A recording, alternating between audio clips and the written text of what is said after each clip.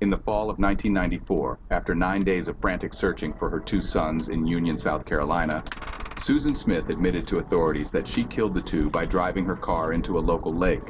Though she admitted to the crime, a jury still had to decide her fate in a guilt phase. In his last thoughts to the jury during closing arguments, prosecutor Tommy Pope said, quote, "Ladies and gentlemen, there are a lot ways this case. Not only should it be a murder, it should be a theft.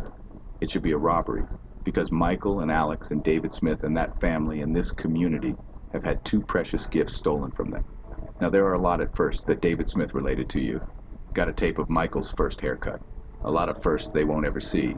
First day at school. First day riding a bike. First car.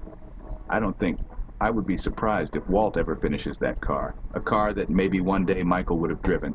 Case of a lot of firsts that have been robbed from them. Michael and Alex were Union boys, and they will never be the football player to grow up to be football players in this community. They will never be the students that grow up to be the teachers, and never be the children that grow up to be parents. Because while this is a case of first, it's also a case of last, because this young lady here determined those boys' last meal, those boys' last car ride, those boys' last breath. She made that choice. For all the selfish reasons, she made that choice to take those two boys' lives. Ladies and gentlemen, I could stand here and tell you 100 times how horrible this crime is, how gruesome this is, how wretched it is, but you know all that. You have seen all that. So what you have to do now is to speak, the 12 of you, as the voice of this community.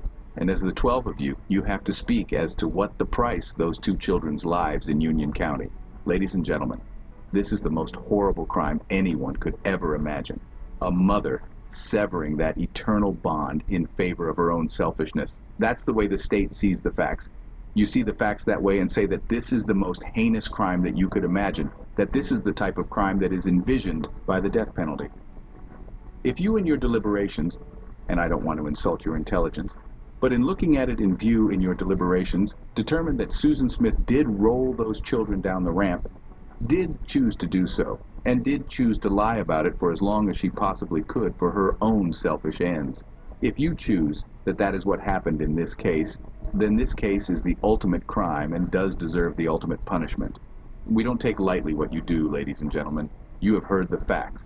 I would ask you to bring back a verdict that speaks justice. That's all anybody can ever ask from you. Thank you. End quote.